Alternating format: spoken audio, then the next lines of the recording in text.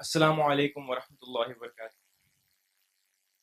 The book I chose was The Upside of Irrationality. So basically, what this book teaches us is the positive effects of being irrational on a day-to-day basis. So how I chose this book was reading the questions at the back. The questions was, why does vengeance make us happy, and why do things that tend to make us happy, in the in the end, do not make us happy? So the theme which I got from this book is adaptation, and we'll be coming across two adaptations. One is gradual and one is hedonic. So, to give a general view of adaptations, I'm going to give you two examples. On a hot day, a person sweats. That's an adaptation. And when we stargaze, at first we don't see many stars. But when we look into the sky for like more than 2 minutes, we see much more and many more stars. So, to explain the first type of adaptation, I've taken an experiment, and this video will show to you the experiment. So, although frogs love water, when they are brought next to a vessel of boiling water, they hesitate and they scramble and jump out. But when they're kept into a normal vessel of water, they stay there. In this experiment, this vessel is heated on a low flame and the temperature is risen and it rises very slowly. The temperature rises to a very high extent, but surprisingly, the frog doesn't jump out, it stays there. It adapts to its surrounding.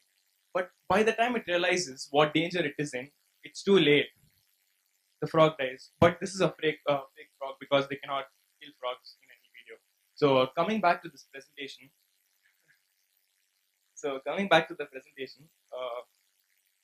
What? Why doesn't the frog jump out when the water starts boiling? The reason is that it adapts to its surrounding, and the temperature rises very slowly. So it doesn't know what's happening and it stays in the bowl. Now, this can be related to Barsisa story. Who knows Barsisa story over here? The monk Barsisa. Okay. Barsisa was a very pious monk, and he used to live in Israel. Uh, he was very renowned, but and of the children of Israel, three brothers wanted to go for jihad. They wanted to leave their sister in very pious hands, so they left her with Barsisa.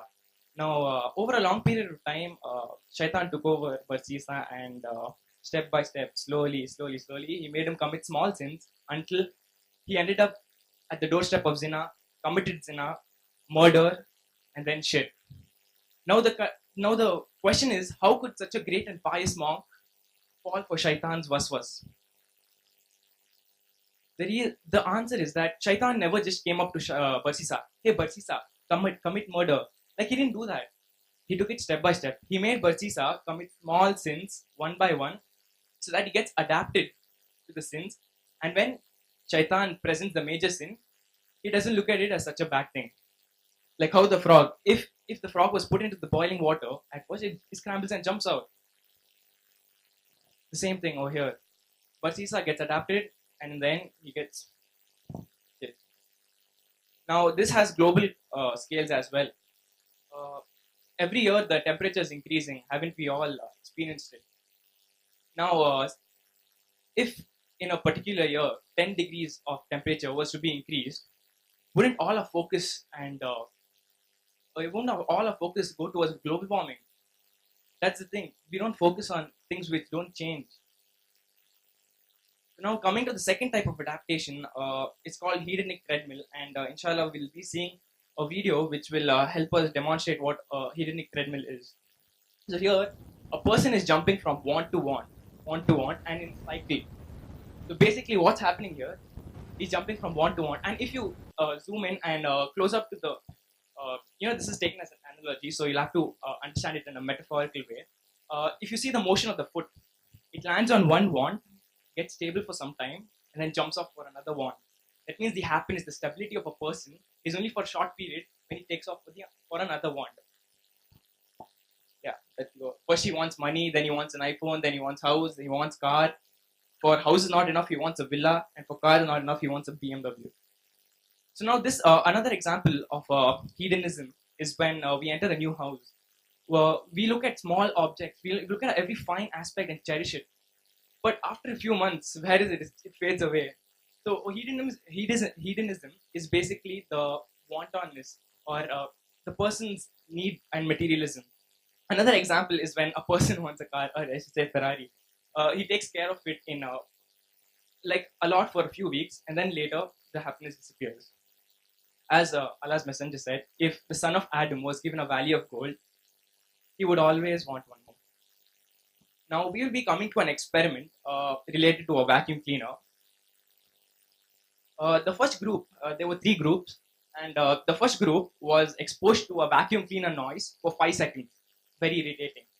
Second group, it was this group was exposed to this noise for 40 long seconds, which is also very irritating. But interestingly, this third group, it was exposed to this noise for 40 seconds, given a break, and then again exposed to this noise for 5 seconds. Now, after this experiment, the people were asked how irritated they were.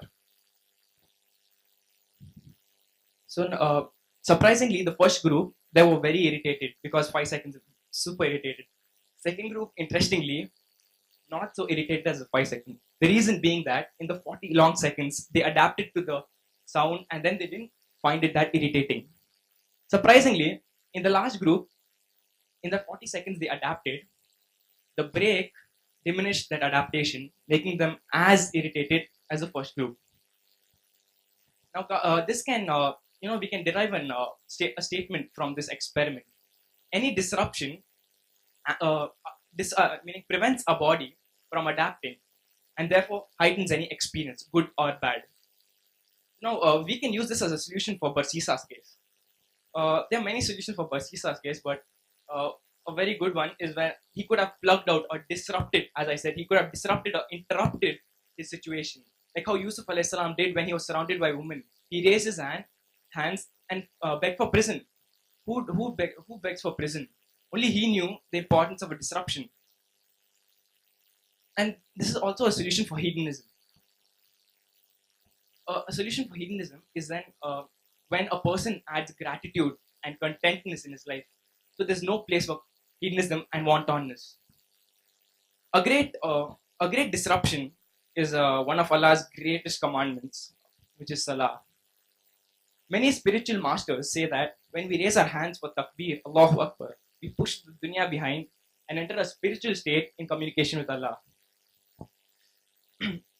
What Salah does is prevents the noise of the dunya from adapting, prevents our body from adapting to the noise of the dunya, and experiences and increases our pleasure in this dunya and inshallah the akhirah. So I would like to conclude by showing my D3, which will inshallah give you a better picture.